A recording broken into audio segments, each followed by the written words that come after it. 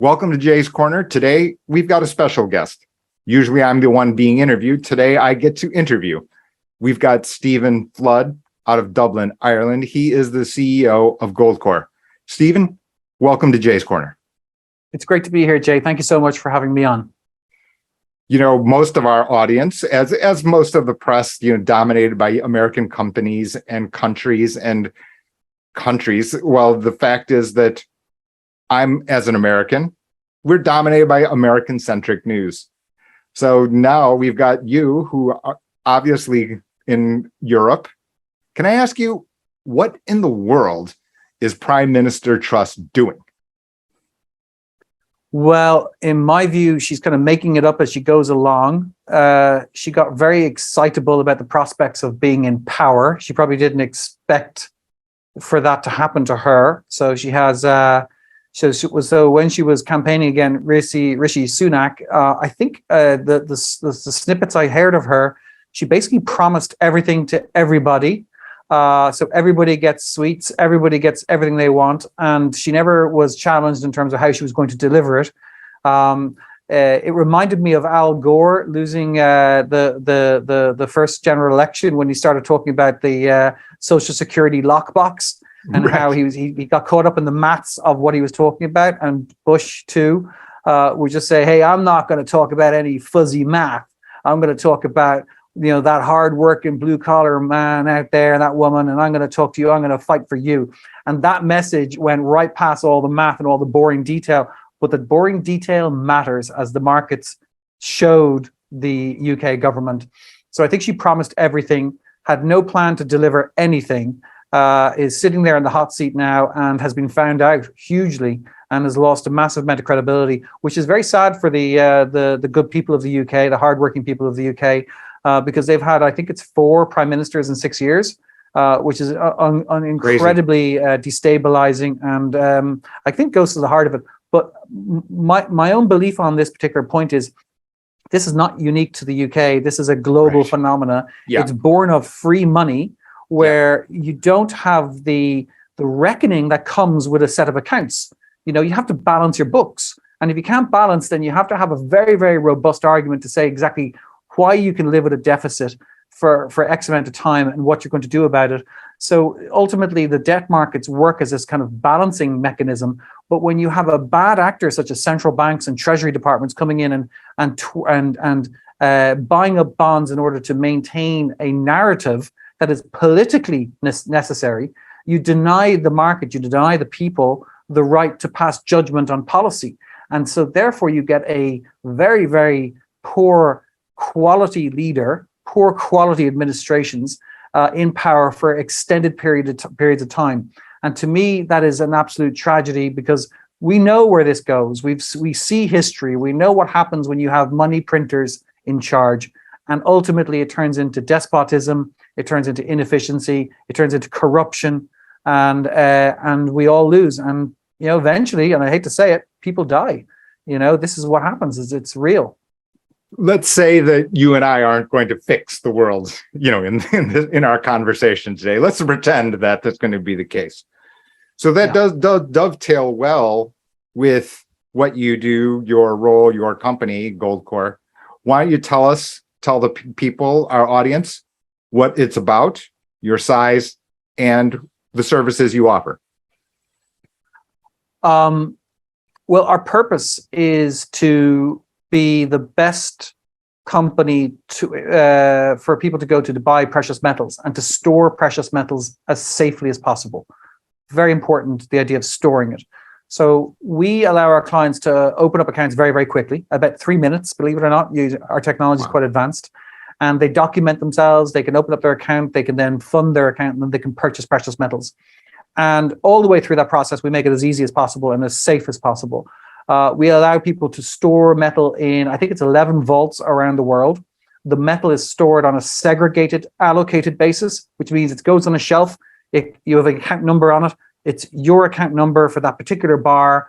Nobody else's metal is mixed up with yours. It's not on our balance sheet at all. It's only your metal. We don't own it. And it's there in a safe jurisdiction. And you decide which is the safest jurisdiction. You can have one or many. You can have it stored in Utah, in the North America, or Toronto, or New York, or all the way in Zurich, where our biggest vaults are located, where most of the assets are. We also have Dublin, Ireland, and the UK. So all around the world, clients basically have a favorite or they spread it around. We've been in business for 18 years. We just do physical metal. That's what we specialize in. We work with all the big refineries, all the big mints, and we're very, very well respected. We're most proud of our record with our customers. We have a 4.9 out of 5 stars over 12 years of ratings. And all those ratings are public and they're on our website, and we don't get to control them. They're raw. They're exactly what our clients say. And we're really, really proud of the actual relationship we have with our clients. We're massive advocates for honesty, integrity, and amazing service. And I'm not just saying that. The team here are exceptional. We see a lot of advertisements, banners on the web, internet, and things like that about gold. Why don't we, for our audience who are newcomers or don't, specifically know the rationale for gold and its place in someone's personal savings portfolio, retirement portfolio, investment portfolio, what role in your mind do precious metals play? Well, I love that old Wall Street adage, and I think it says it better than anything. I love simple statements. Put 10% of your money into gold and hope it does not work. Okay, so if you have 10% in there and it goes down in value, everything else you own is going up, and that's a good day. That's great. So I hope you buy gold, and I hope you lose money, and I hope it goes down in value. And I think if you understand that and you become a customer, I think we have a great relationship, because you know what it does, its purpose in a portfolio. It's not about making a return, even though I expect it to make great returns in the future, but not for the reasons other investments do. Right. I think what it does is it gives kind of financial sovereignty to the individual over the system. And I think the system is very much rigged in favor of large corporates. We have significant amount of monopolies in operation right now. The financial system, the banks, the regulators are absolutely captured by special interests. And I think we have a significant amount of inequality in our system over many, many years, over decades now. The poor are getting poorer on a relative basis, and I think the rich are getting even richer. And I think it's going to end in tears. So I think when you own gold, its purpose is to bring stability to a portfolio, to give sovereignty to the individual, to have something that cannot be printed, and that something is physical and tangible. And I don't think any other asset comes anywhere close to having the properties that gold and to a lesser extent silver bring for an investor. We've got your statements there just opened up, hours of conversation, hours, literally. Sorry. But let's just focus on what you said at the beginning, which is the role and the fact that you're happy when the other person understands the actual function, meaning that you're happy when people don't make money in gold, but out of that 10%, because it's told you that it's been stable, allowing other parts, meaning the function. Yeah. Do you think that that's well communicated by yourselves? That, everyone's chasing glamour and glory, right? Meaning, it doubled, it tripled, it quadrupled. I bought Amazon at $1 a share. But gold and its role in a portfolio, very, very different in that sense. Can you speak a little bit more to that? Meaning that how do you go and work with a client to try to explain them, to educate them? Or do you think that they're already educated by the time they approach you? No, not at all. No. Most people are... Yeah, it's a fascinating question. And I'd like to say all of our clients are very much on board with what I said. They're not. Many of them would be chasing a kind of a contingent valuation, whereas they think a number of things are going to happen in the world, and then this is going to be a winner. Some of them have it as part of a portfolio. Some of them have more than they should in it. I'd like to see it. I'd like to see them look at assets, productive assets, more constructively, and see it as a good kind of bedfellow. But unfortunately, that's not the case. Human beings can be quite linear, and they can be that's quite, for sure. Insecure, but also they follow too closely some people, and they're followers. They might just decide to follow a smart person in their group, in their social network, or somebody on the golf course says something, and that's all they need to know before they jump in with 2 feet. and they don't realize that, wealth comes from, really having a kind of a discipline to money and to investments, and looking at kind of cash flows, and looking at how to protect cash flows and how to, distribute cash flows. So looking at tax, looking at pension, looking at distributed, proper portfolios that take on account their view of risk for where they are in life. And I know it sounds really boring, but that's actually how you play the averages over time. And so we think gold fits perfectly inside there. But then on the other side of the coin, investment professionals, you're a CFP, I'd say 95% of investment professionals have no idea what gold is, or what it does, or what purpose it serves. And mainly that's because it doesn't pay exorbitant commissions to the industry. It's boring. It doesn't have cash flows. It doesn't actually do anything. It sits there in an inanimate way, and it just costs money to store. Like Buffett said, why would I buy something that just costs money? You might as well dig a hole and bury it. So I think all of them miss the purpose of gold, which is it's actually money. It is money. It's a unit of account, and it's that's what it is. That's its purpose in a portfolio, and you need to focus on your education. Number one, before you put a penny into gold, is educate yourself. Spend money on education, and then build a portfolio of cash flows, and then add gold as a protective layer, a foundational asset. Like you build your house, you put proper foundations in place. That's what gold is. 5, 10, 20% is not unheard of. And I would argue today in this world, 20% is probably, a starting point in some ways. And I hate to say that because it's there to protect the other 80. It's so interesting because, and full disclosure here, Stephen. So to the audience, we didn't have a script. I didn't tell you what questions. And the funny thing is that the viewers, the followers, the subscribers to Jay's Corner have seen me tell basically your message with almost crazy amounts of similarities, meaning not one individual line item in isolation, but across a number of different matters, like you said, measuring cash flows, tax efficiency, storage, etc., depending on the individual function. So fascinating. And, I'm glad we're separated by an ocean, but we have that in common for sure. We're like brothers from a different mother. Right. Let me ask about the fact, you mentioned the fact that you are storing precious metals physically. So it's not only gold though, right? It's silver as well. Is that right? Yeah, silver, platinum, palladium, but like 90% of what we do is gold and silver. We'll talk about, I will have some questions about silver later, time allowing, but let's talk about the fact that you are physically storing. So can this gold actually be delivered to my house? Yeah, absolutely. Yeah. I'd say maybe 40% of the time we're actually delivering gold to people's places of work or their addresses. About 60% of the time it's placed in vaulted storage. We deal with our minimum is about $5,000, so we don't do single coins and single small bars, and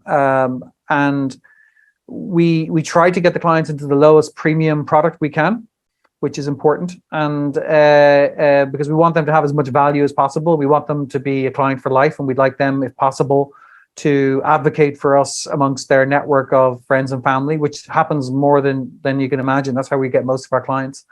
And so it's delivered or it's stored in vaults. If your rationale holds from the beginning, your explanation, your investment rationale for a partial allocation to precious metals is correct. Let's presume it is. It makes total sense, especially given the incredible amount of policy-induced volatility in both, which is now a door which people thought only swung one way, but actually swings two ways, right? Clearly.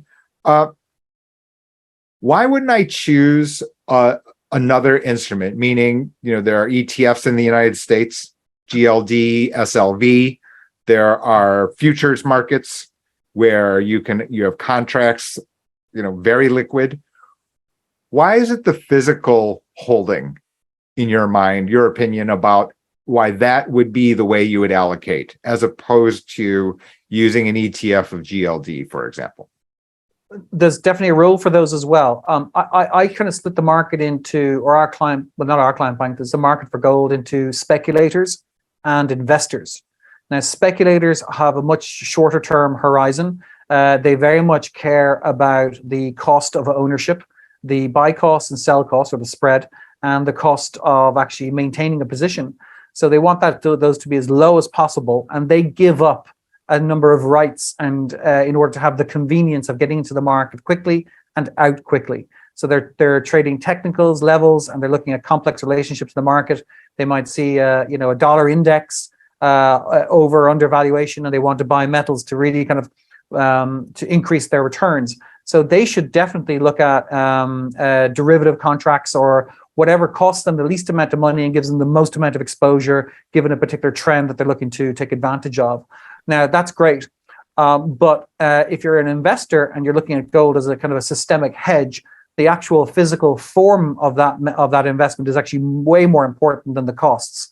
And that sounds a bit crazy, but I think it was Greenspan who said that gold in extremis, in extreme circumstances, is accepted by everybody, whereas other investments may not be. Now, I'm probably destroying that quote, but that's generally what he said. So physical gold for delivery, immediate delivery, is going to command a premium. And so we see this actually all the time. So investors like to have physical gold that's in a vault, that's stored, and it's outside the financial system where they believe the systemic risk will come from. So it's a bit crazy to have a hedge and have that hedge inside the system that you're trying to hedge against. So that's the main argument for physical gold. Excellent. It's an excellent point. I'm just out of curiosity. Yeah. And we've seen this on occasion when financial markets are under great distress. Meaning, and if I just take GLD, and I don't have a interest in GLD specifically, but it is just the most well-known of the ETFs for gold, clearly. Yeah. Yeah. Do you have concerns about systematically, right? Because construction of an ETF is still ultimately based on, order flow, right? The number of shares of GLD that exist. And then whether it's actually backed by the gold itself. We'll talk about futures separately in a moment. That, at certain times of stress or somewhere under certain theories, that the amount of gold that actually is outstanding is either much more or much less than otherwise reported. Do these things keep Stephen up at night at all, or we should just blow them off and disregard? No, I definitely don't think you should blow them off and disregard them. I think what you need to do is do your homework and look at the prospectus. And the prospectuses are great. They actually have an awful lot of information in them.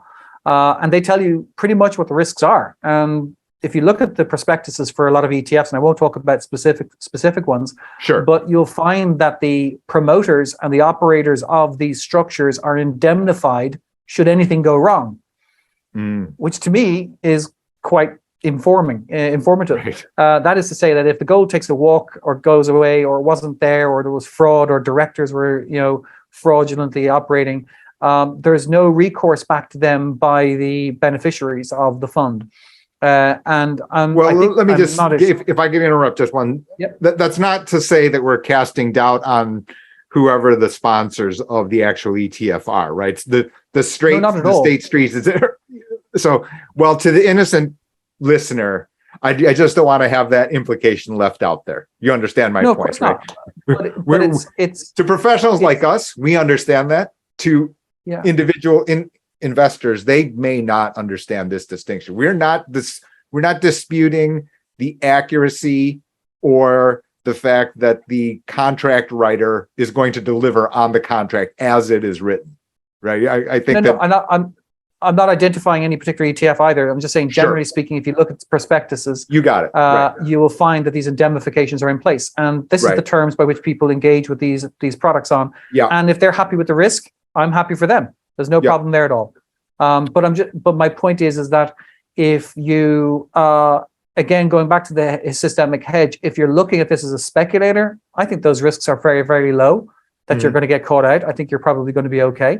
But if you self-qualify yourself as an investor and you're looking to reduce systemic hedge risk, that is another Lehman Brothers style event, or a currency collapse, or a global debt crisis, what you need to look at is the second and third order events that could happen and compromise whatever ETF or structure that your system hedge is placed in. So I'm with you. You need to look at who the promoters are and how they hold it. And I would argue 9.9 out of 10 that you can't improve on having physical gold in a vault in Zurich outside the bank system. I mean, like, it's just, to me, that's exactly where you need to be if you're looking to protect against those risks. No, that's fair. And I'm not trying to dispute what you're saying. I'm trying to tease out to make clear, what you and I are talking about, because lots of persons are very highly suspicious. They think that the writer of the actual contract of the ETF prospectus is doing something insidious, above and beyond what is on there in print. They're not. It's just that the other stresses can create these situations. And like you point out, there's indemnification clauses in there to say, look, under these types of situations, investors wearing these risks, whether you know it or not, even if low probability. That's all my point, right? If I switch to futures, and I realize we're getting deep in the weeds, this is probably a different line of questioning you probably anticipated. In oil markets, for example, there can be certain points in time, for example, where there's a futures market, obviously, and there's actual physical delivery. And then, in the past, because crazily what happened during COVID, there were delivery problems, right? There are delivery and storage problems that can occur in oil. Are there delivery problems on gold futures contracts? And Jay the nerd is asking, for finance bugs. First of all, I'm not sure what the settlement is of a gold futures contract. And then in addition to that, are there delivery or storage costs, et cetera, built into the delivery? And how does that work out? Well, I'm not an expert on the delivery side of futures, but pretty much most of them settle for cash. So they settle upon expiration or approaching expiration. So they neutralize and then they roll over to the next dated contract. You do have the right to take physical delivery, depending on how you purchased your contract. And those deliveries are made out of the vaulted facility attached to the exchange. Now, there have been issues in the past with delivery of gold contracts, whereby when COVID hit, there was a dislocation in the global supply chain. And it was the exchanges had difficulty in guaranteeing the supply of physical to settle contracts because they couldn't move the gold to where it needed to be because they had a distributed ownership. So that's what I was asking. Exactly. Yeah, the bullion banks in London needed to have the gold, not in London, but in North America, and they couldn't get it over there through the airline system. So there was suddenly a huge dislocation in the price. But the powers that be, they were able to change the rules in terms of what constituted delivery for formatted purposes. I see. And they're able to settle that problem. So there have been issues in the past. I'm not an expert in it, but pretty much the futures market is an interesting beast. There are strong opinions that, again, going back to printed money and the markets and how true they are. There are special interests, or there's a belief that special interests can manipulate key markets through the futures markets by using massive leverage. So you could put 5% down and get 100% exposure. Right. And you can move these contracts at certain times in the day in certain markets when there's lax liquidity, and you can create a news event and damage the fundamentals behind the market. And I would say the jury's out, but for some people. But I would think, for me personally, my opinion is that the gold market has a significant amount of bad actors in it who operate through various different ways. But ultimately, they can knock the price of gold down, even though the fundamentals are very strong and supportive. And they may do that because, for political reasons, if you have a Treasury Secretary or a Minister for Finance out in the open at a press event saying everything is fine, there's no problem here, please move along, and suddenly the gold market jumps 10, 20%, that could make a liar out of them. So I think a lot at the very higher end of power, they don't like to see the gold price make a fool of the story, the rhetoric that they're delivering to the people. Here's a good place for a break, Stephen. We'll be right back, and we'll talk more about what you just said about the political machinations that exist, and again, it's the usefulness of precious metals in that context. So, Stephen, back to kind of our general audience. Like I said, when you're an American like I am, born in the United States, dominated by news based in the United States. But the reality is now a wake-up call about the goings-on as a result of Ukraine and Russia, the effect on energy. And maybe you could tell us, and I know you're not speaking for the entire continent, right? But overrated, underrated, properly rated the energy crisis in Europe as you can see, as depicted and being delivered to us. Right. I think it's brand new territory for the world. We've never seen something happen so quickly like this in such a way. I mean, the world is an integrated economy. I mean, we have globalization, and if you look around wherever you're listening to this podcast, in a car, in your office, whatever it is, the objects around you have been sourced from 100 different countries. The components, the skill sets, and we get great benefits from that. We get cheaper product, better quality, better fit.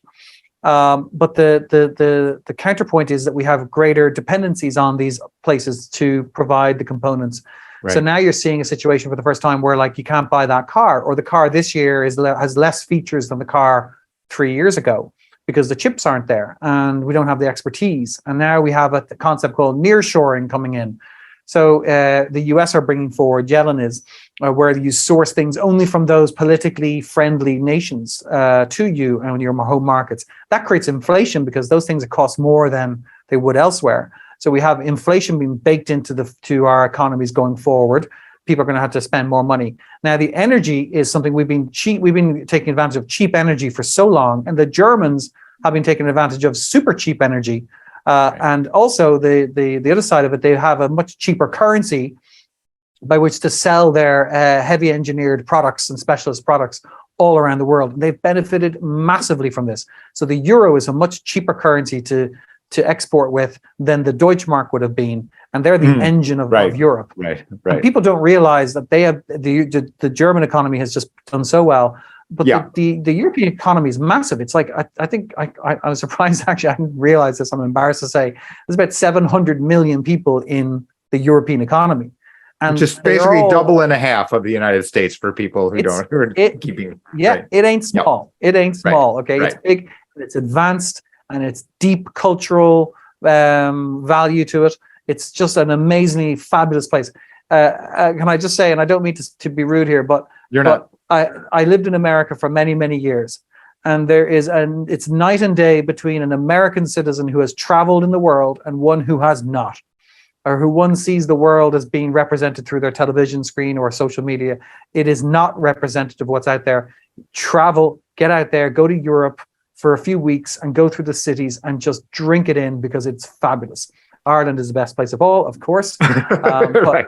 But experience it. But when you ask me about the energy crisis, it's I think it's very real. It's huge, and I think it talks about globalization, and it's a lesson for the rest of the world as well. Energy has been weaponized. It has always been weaponized, but it was always used by the Americans, at least, as a kind of a soft power tool. That will give you access to the energy markets, the oil markets, and and our banking system and our insurance will follow. And it was a way of kind of building empire softly through economic power. But now it's been used in a military context, and no one's equipped for this.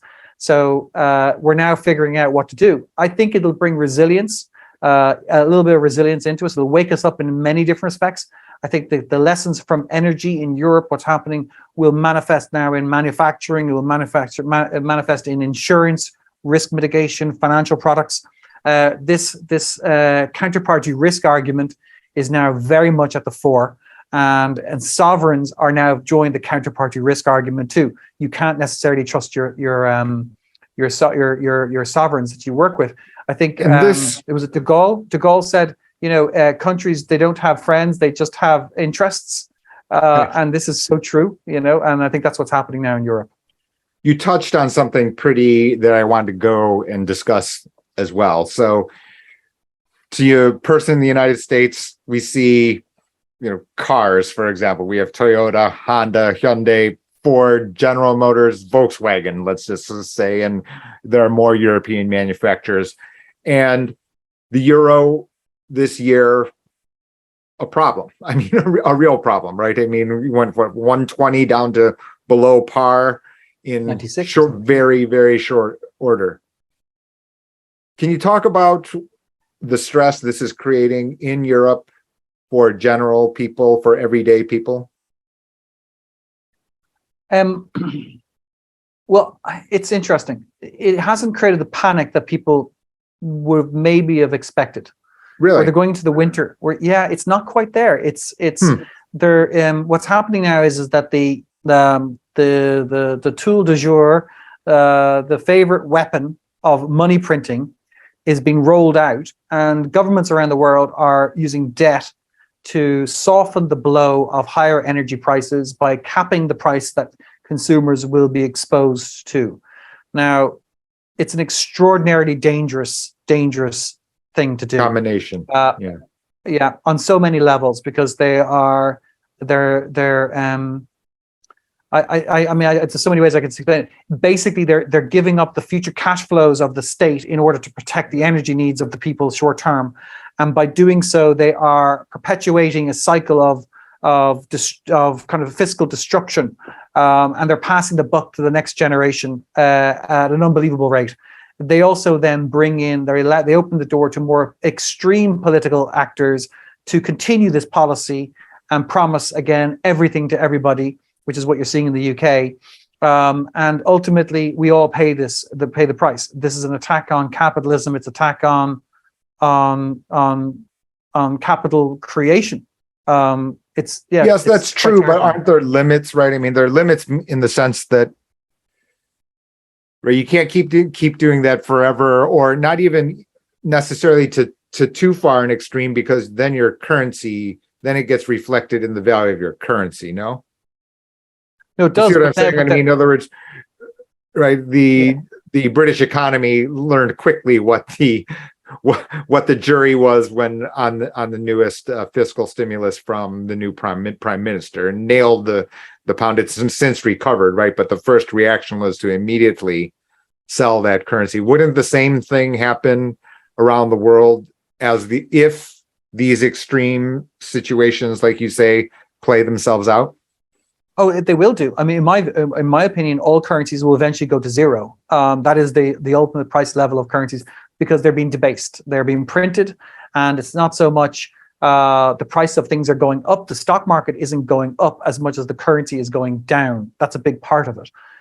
So we have competitive currency debasement right across all currencies. That's why. Do you think that's intentional?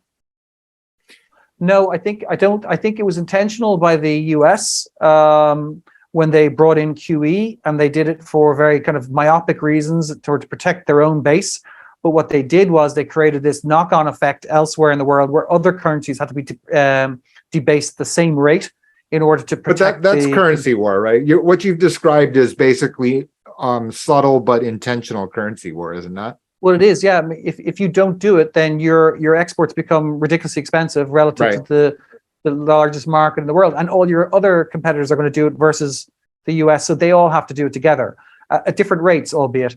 But it happens. But ultimately, what happens is our unit of measure, our means of exchange, gets debased, and that means that you're getting taxed again. So if you work hard and you get paid, and you pay your taxes, and you put into a savings account, those savings get debased.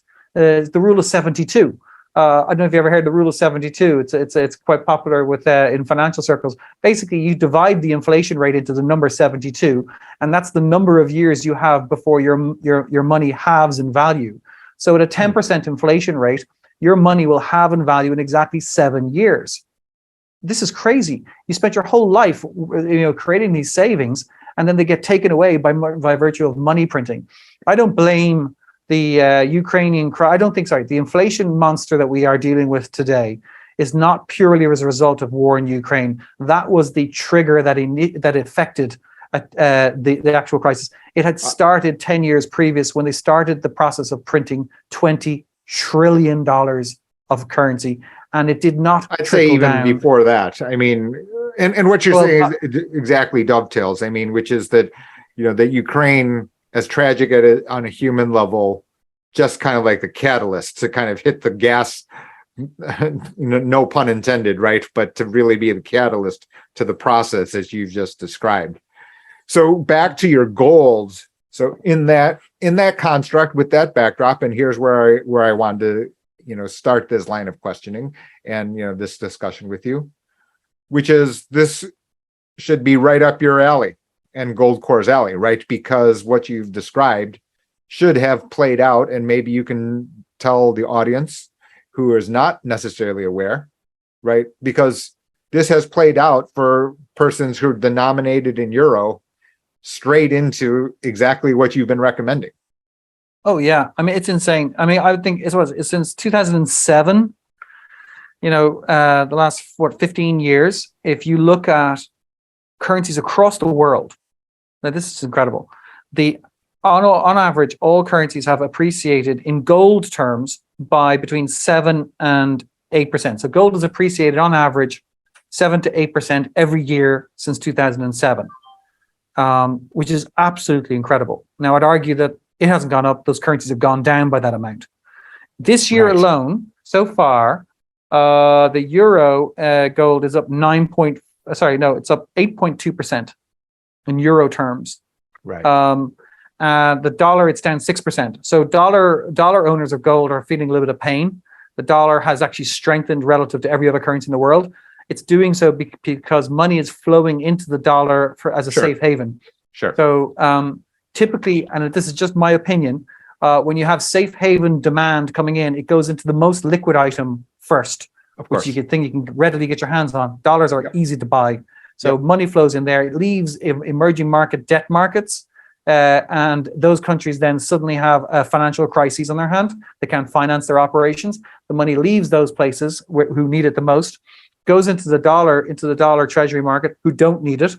And as a result, the dollar becomes very, very strong relative to those currencies. So what do you then see after is if it becomes a structural, what we call risk off, people go, you know what, I'm going to sit the sidelines here for the next 3 or 4 years and go on holiday, go away in May and come back again in 5 years' time, not next year, right? Or the end of summer. They're going to start shifting into things like gold, away from the dollar, away from the yen, and other places like that. Or gold will be part of that portfolio, and I think gold will appreciate markedly. No guarantees. I can't tell you that's going to happen. I don't know for sure. It's just an opinion. But I do think that in our own business, and we're a small microcosm. We've been around for 18 years. We've got customers all over the world. We manage around 300 million in assets at the moment. We're seeing extraordinary increases in demand for precious metals accounts. They're up quite a lot, 30-40% year on year. But the gold price is very cheap still, which is great. But when we started this business 18 years ago, the gold, I think, when we started, it was at $350 an ounce. It's at $1,700 today. But in British pounds, in euros, in Aussie dollars, gold is at or near all-time highs. And it's doing so because it's doing exactly what it should do. If you're domiciled in the U.S., you live in the United States, any and I'm not, and again, as all of our conversation, I need to swerve and say this, right? Today's not investment advice or financial advice of any sort, right? I mean, this is just two people talking about, the dynamics that are going around the world. But I've seen on your website, for example, a U.S. investor can actually open an IRA with you in there with their qualified funds. Yeah. Is one of those? Can they switch into euro and then purchase the gold in euro terms, meaning that maybe they think this reverses. I just don't know. I'm just more perversely curious. Yeah, it wouldn't make sense. You have to, your home currency is your home currency, and that's what you record P&L in. I wouldn't advise anyone to go from dollars into euros and euros into gold, because they're just going to pay a kind of a carry cost, a conversion, and it probably wouldn't be a good idea. But I would think that for US investors, the idea of owning physical metals, if you haven't done so before, do so. If I could shamelessly plug a guide we have, it's not commercially orientated, but again, over those 18 years, we've seen an awful lot, and we watch our competitors and we watch what they do. And there's a lot of people out there you shouldn't buy gold off. Essentially, I think anybody who's advertising on television, or anything of those expensive mediums, you should be very wary of. I'm not saying they're all bad, but just be careful, because there can be, sometimes they sell you very expensive versions of gold. Interesting. Where there's a lot of other really good dealers out there that you should probably look up. But in our case, we try to get the lowest possible premium product. A premium is the price you pay over the spot price of gold. I got you. And that takes into account the format, the complexity of what you're buying. So buying kilo bars is one of the cheapest ways of owning gold. Storing it in Zurich or one of those places is one of the best places to store it. With your IRA, it'll be stored in the United States itself. It has to be stored domestically. Interesting. And we do that as well. We also have 2 offices actually in the US. We have one in California and one in Florida. Okay. And we just opened up recently, and we have staff members over there too. But when you buy from Goldcore, you're buying off Goldcore Ireland. We're actually doing the transaction with you. We have dollar accounts in the US, so you can settle with us very, very quickly. Settle. Yeah. Right. So I'm pretty sure I know what the answer is, but I'll let you have your shot at it. So, okay. Your rationale about, country versus country, and not to say that it's war, but the fact of sovereignty and the fact that the currencies, are devaluing, this same rationale exists when someone talks about Bitcoin, right? Okay. So how would you contrast as, even-handedly, I'm sure you're going to start with a bias, right? Which is fine. Entirely fine. We all have biases. We all have right. There you go. I think the Michigan Wolverines should win every week, and so should the Dallas Cowboys. But anyway, that doesn't happen. Buffalo Bills all day long. Okay. I was born in Buffalo. That's a fact that my wife's from Buffalo. Anyway. Go Buffalo. You could make the same rationale. You've heard that same rationale. Similar rationale, which is, countries debasing, can't trust the governments, they're pushing, they've got debt explosions, etc. Printing press. Contrast that from your perspective with crypto. Yeah, I mean, I think it's fascinating. The Bitcoin brigade, they have Bitcoin itself is a response to the same anxieties that have irked people who buy gold for many, many years. They are wishing to protect themselves from currency debasement. 95% of the people on your street, in your company, in your neighborhood, don't have a clue what's happening to the currency. They don't understand that money printing is rife. People who own Bitcoin, people who own gold do. Now, where they differ is Bitcoin is a currency which is used for transactions, but the technology has become antiquated very, very quickly, and they're desperately trying to improve it and improve how fast it operates with new upgrades and whatnot. Whether it's successful, I don't know. I do think that there's an awful lot of people in that community who actually look at it as a marketing opportunity, and they pump it up for all sorts of emotional reasons. And I think you have to be very, very careful about those people. I don't think, my personal belief is, I don't think Bitcoin will ever become a currency in popularly use, because currency is political, and politics is power, and those in power will never allow something to usurp them and their power base. So they'll kill it. They'll associate it with pedophiles and terrorists and Russia and Putin and everybody else they can as something to be avoided at all costs. And so they will kill. I think they already started. I see headlines. I'm waiting for these headlines to come in, and I saw that they were associating with the Russian our armed forces there recently, and it's, and you buy Bitcoin and you're part of this and it funds that and they're bad, so you're bad. So I do think that central bank digital currencies will come in and they will take over the space inhabited by crypto today. Crypto is a technology experiment, fascinating, love it. I think it's amazing what they've done. I think blockchain is the real story behind that, and that will change the world. No question. It's a 1 in 1,000-year technology, and I think it's just brilliant. And I think it'll bring so much utility and save so much waste. It'd be great. I think it's going to change humanity. I was playing golf a month ago, and the people I was playing with, they were not financial persons, but I just said rhetorically, I'm like, I have no idea why these title, people, firms exist, given the fact that we can have this thing stamped with blockchain and it's 100% authentic, 100% traceable. Why do these middle people exist? And I'm not sure. I'm sure I made some enemies just in the last 30 seconds. But literally, it's the same as ETF. It's ease. Right? These are regulated entities. You can buy them on your phone in 2.5 seconds. Right. What are you really buying at the end of the day? Do you actually own what they sell? I don't know. It's and do you own it in all conditions? I don't know. It's a proxy. I call these things proxy. There's proxy of gold and there's probably proxy Bitcoin.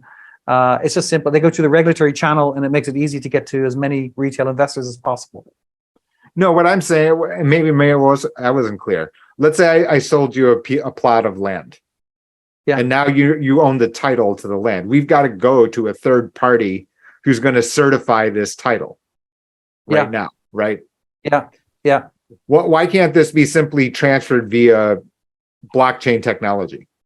Well, yeah, this is a great question, and I apologize for confusing my response there. But basically, if you look at the way we organize ourselves as human beings, we use technology that's based on ancient protocols from the time of Babylon. That's characters on a page. That's my point. Yeah, it's so, and we don't, and your page with your characters on your page, I don't trust it. So we have to find a third party to help us. We need a trusted middleman, and that's a bank, that's a tax advisor, that's an accountant, that's a regulator. And these people are there to build trust between you and me and other people because we don't trust each other. And we spend so much time, securing the security around ownership. So blockchain is mathematically rigorous, and therefore we can rely on it to prove that you have the money and I have the land, and that's all we need. And so that's what it's going to do. It's going to have a massive deflationary effect, change the professions all the way through. I would think but it's also going to unleash so much excess human capital on problems that really matter. And I'm a big believer in climate change, as a lot of people aren't, but I am. And I think that's what we need to be focusing our attention on. And we need to create amazing energy systems and infrastructure to help us grow and flourish. So yeah. Well, Stephen, I think here's a very good breaking point. It's been great to talk with you, and hopefully you'll join us again, be a regular guest. We can have these conversations, on a frequent basis. I'd love that.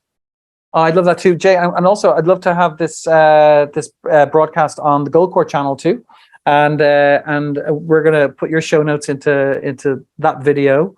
For me, anyway, if anyone's finding out more, it's goldcore.com. Absolutely. And that website, there's a special website we have for that guide I spoke about earlier. So if you're interested in gold, you've never looked at it before, you don't know anything, there's a guide we have, and we have a special website called goldintheusa.com. You just go in there and you can download goldintheusa.com. If you want to open an account, it's goldcore.com. And your show notes are your where can people find more about you and what you do. What we'll do after the call, we'll be sharing all of those links, details, etc., so that everyone from both of our audiences can share the information in our conversation today. Super. Brilliant. All right, Stephen. Have a great day. Thank you so much for joining me on Jay's Corner. Thank you so much, Jay. I really enjoyed it. Thank you.